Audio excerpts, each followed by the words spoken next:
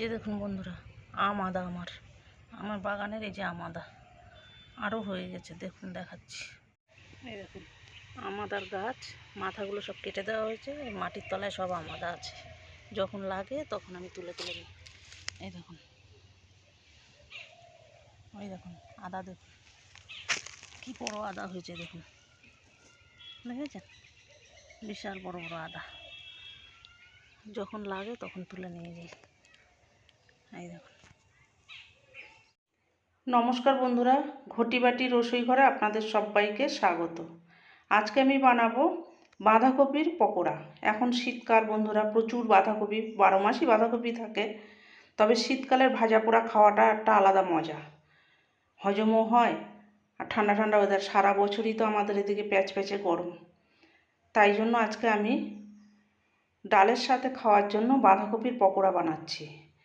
দেখুন, এই যে বাঁধাকপিটাকে সরু সরু করে একদম কুচিয়ে নিতে হবে, যতটা পারবেন ঝিরিঝিরি করে কাটবেন। আর লাগবে পেঁয়াজ কলি কুচোনো, পেঁয়াজ কুচোনো, আদা কুচোনো, আর ধনেপাতা কুচোনো, কাঁচা লঙ্কা কুচোনো। আদা যদি থাকে দেবেন, না থাকে দেবেন না, কোনো ব্যাপার না। এটা আমার বাগানের আদা, প্রচুর আদা হয়েছে, তাই আমি আদা এই পকোড়ার সঙ্গে দিচ্ছি। দাঁতে পড়লে দারুণ লাগে খেতে বন্ধুরা। আমাদের সেন্ট আলাদা, আর খুব ভালো লাগে পকোড়ার সাথে। দেব কর্নফ্লাওয়ার, চালের গুঁড়ো আর বেসন। বেসনটা পরিমাণে একটু বেশি থাকবে, বেসনটা পকোড়ার সঙ্গে একটু বেশি বাইন্ডিংয়ের কাজ করবে।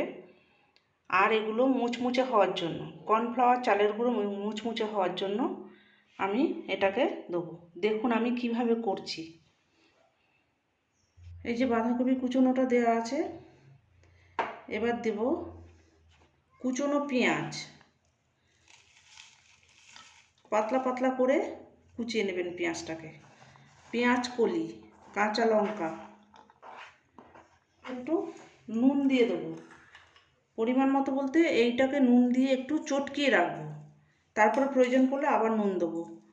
চটকিয়ে রাখলে বাঁধাকপিটা একটু নরম হয়ে যাবে, মজে যাবে, ওই জন্য নুন দিয়ে এটাকে একটু নেবো আগে। এই যে দেখুন, এইভাবে করে চটকাতে হবে। কিছুক্ষণ ঢাকা দিয়ে রেখে দেবো, মিনিট 10-এর জন্য ঢাকা দিয়ে রাখছি। তারপর দেখবেন একদম মজে নরম হয়ে এসছে। এই যে দেখুন, ঢাকনাটা খুলছি, এই দেখুন কত জল বেরিয়েছে।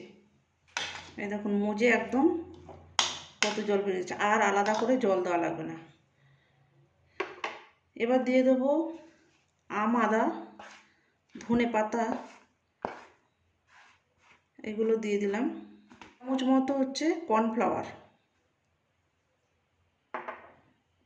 1 চামচ চালের গুঁড়ো, 2.5 চামচ বেসন,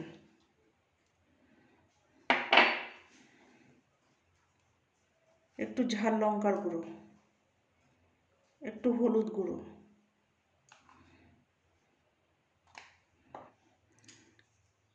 এবার এটাকে আবার ভালো করে মাখাবো।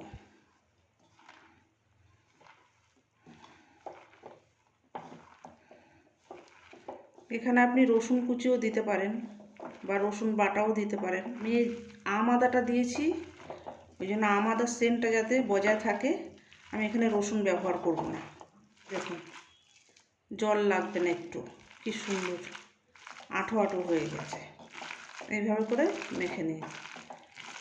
এই যে মাখা হয়ে গেছে, এবার আমি এগুলোকে পকোড়ার শেপে ভাজবো।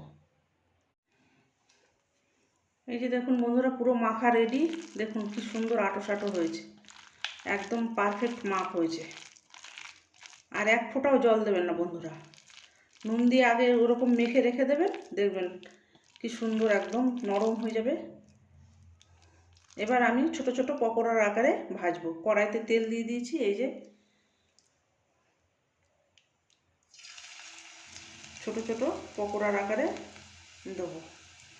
এটা ডালের সাথে বন্ধুরা খুব ভালো লাগে, সন্ধ্যাবেলা স্ন্যাক্স হিসেবে চায়ের সাথে খেতে পারেন, সস সহযোগে, চাটনি সহযোগে খেতে পারেন, দারুণ খেতে হয়। আর এই শীতকালটা মানেই তো একটু ভাজা পোড়া খাওয়া। আমাদের দেশ তো গরমের দেশ, সারা বছর গরম।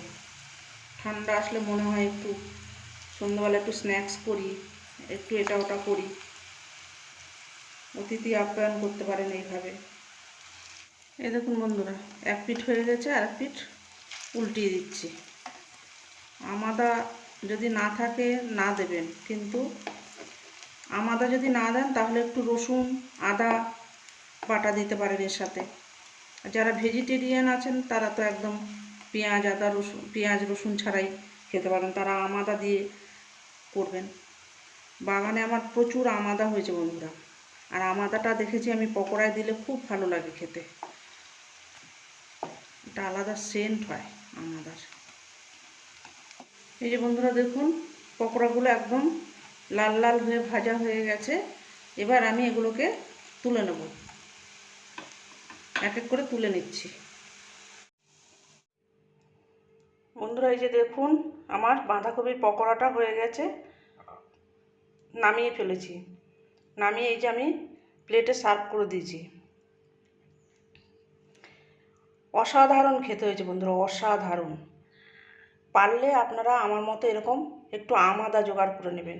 কি দারুণ যে খেতে হয়েছে কি বলবো আপনাদের। আমি একটা টেস্ট করে দেখেছি, দারুণ খেতে হয়েছে। এখানে যে বাঁধাকপির যে একটা গন্ধ থাকে, সে কোনো গন্ধ নেই, এখানে আমাদার গন্ধটাই বেশি। এত সুন্দর খেতে হয়েছে আর এত সুন্দর সেন্ট হয়েছে, অপূর্ব স্বাদের হয় বন্ধুরা এই বাঁধাকপির পকোড়া। এইভাবে আপনারা বানাবেন, আর পারলে একটু আমাদা জোগাড় করবেন। না থাকলে তো কিছু করার নেই। এইভাবে আপনারা বানিয়ে করে খেয়ে ডালের সাথেও খেতে পারেন, চা কিংবা কফি সন্ধ্যাবেলা স্ন্যাক্স হিসেবে খেতে পারেন, চাটনি সহযোগে সস সহযোগে খেতে পারেন। এরকম নিত্য নতুন ভিডিও পেতে আমার চ্যানেলটির সঙ্গে থাকবেন, সাবস্ক্রাইব করবেন, লাইক করবেন, প্রচুর প্রচুর শেয়ার করবেন। নেক্সট ভিডিও আসার অপেক্ষায় থাকবেন। ততক্ষণ আপনারা সবাই সুস্থ থাকুন, ভালো থাকুন, সাবধানে থাকুন। ধন্যবাদ।